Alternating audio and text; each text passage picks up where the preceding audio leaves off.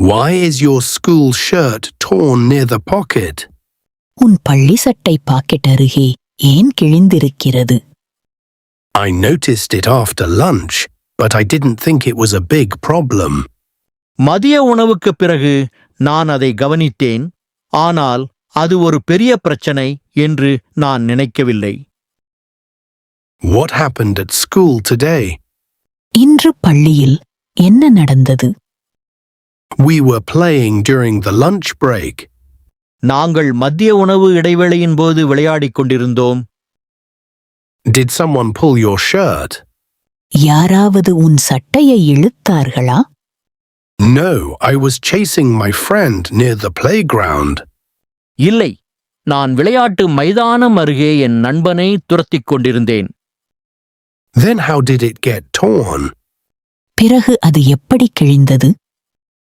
My pocket got caught on a fence. என் pocket ஒரு வேலியில் சிக்கிக்கொண்டது. Were you hurt? உனக்கு காயம் ஏதாவது பட்டதா? No, I'm fine. Only the shirt was damaged. இல்லை, நான் நன்றாக இருக்கிறேன். சட்டை மட்டும்தான் சேதமடைந்தது.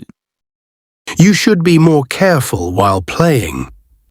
விளையாடும்போது நீ இன்னும் கவனமாக இருக்க வேண்டும்.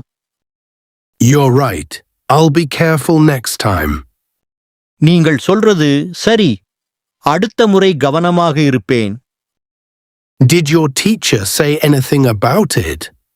அதைப் பற்றி உன் ஆசிரியர் ஏதாவது சொன்னாரா?